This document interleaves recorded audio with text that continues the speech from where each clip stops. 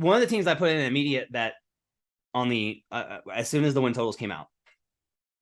I already have plays on this one in the app. The Memphis Grizzlies. This line opened at 51.5, which is where I grabbed it. Me too.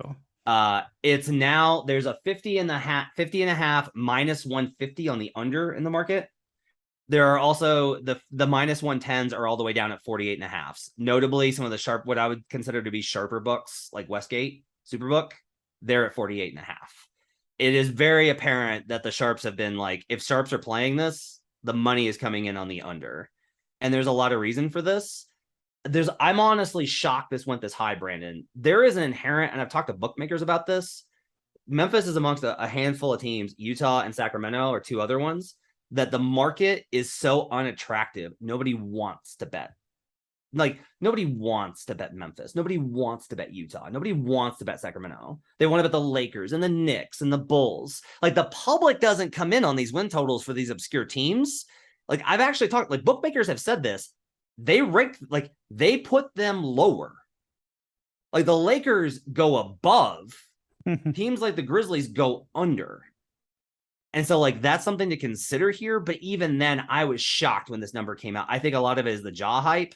And coming off of, they finished second in the league last season, or in the Western Conference, and they were like the big story. Like, they were the story of the league last year, I thought. With Ja, they were so much fun and all this, that, and the other. But for me, this is absolutely an underplay. We both bet it early. Tell me about what your projection has this at and why you like the under. Yeah, I like the under specifically because of Jaren Jackson, who I think is really important to this team. And I very much worry about what his outlook is for the season and then what their outlook is. Jaren Jackson has been a guy that takes a long time to come back from injury and takes a long time to ramp up, even once he is back, to get to his best self. He is absolutely vital to both sides of this team.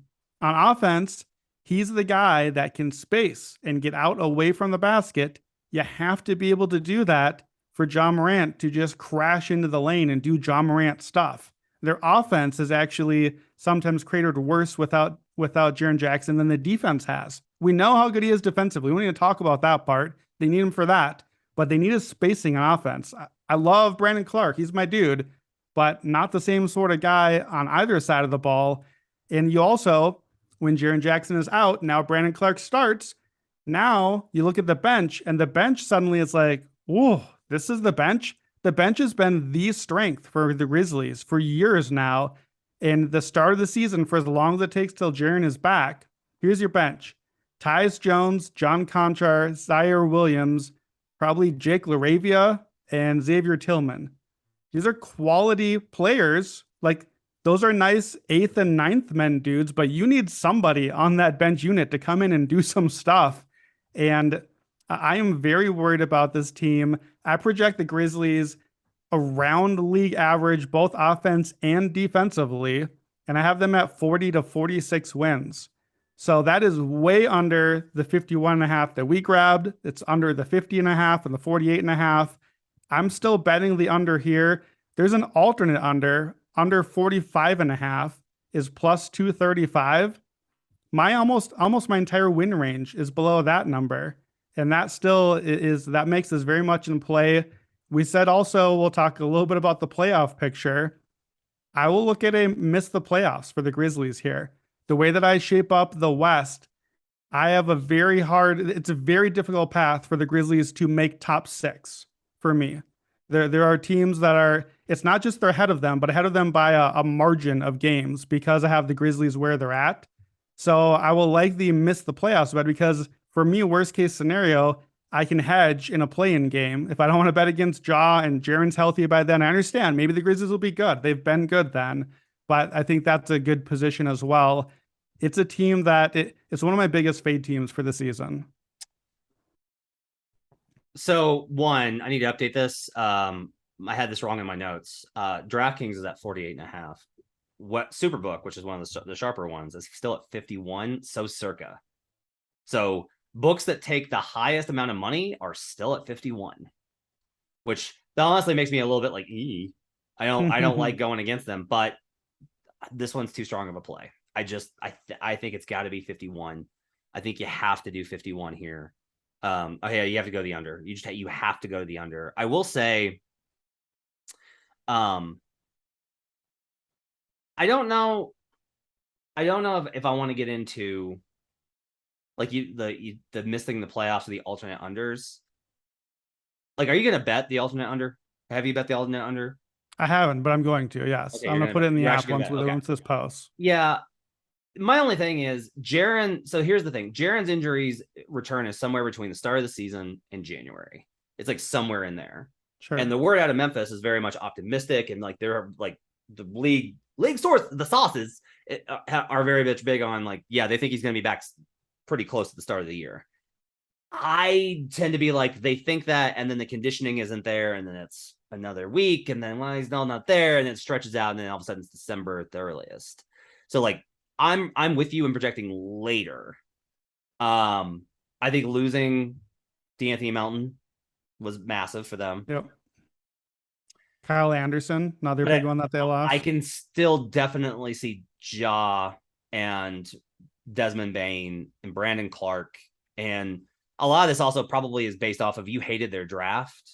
Their draft was like they kept picking guys that you. Am I wrong on this? That you dislike? No, you're totally right. So like if their drafting process has been really good. If they win that one, now they went against a lot of draft Twitter on this. So like, I tend to be like, I don't know, guys, you may have shot your shot too far. This range, this is I think the play-in bets are one that's of real debate. And I get your view, which is like, you want the return of missing the playoffs. I get that. For them to be in the play-in tournament is plus 220. And that's 7, 8, 9, 10.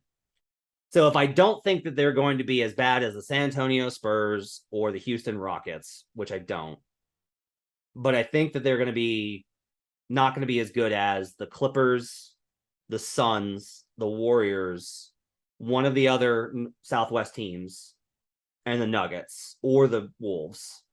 I'm home.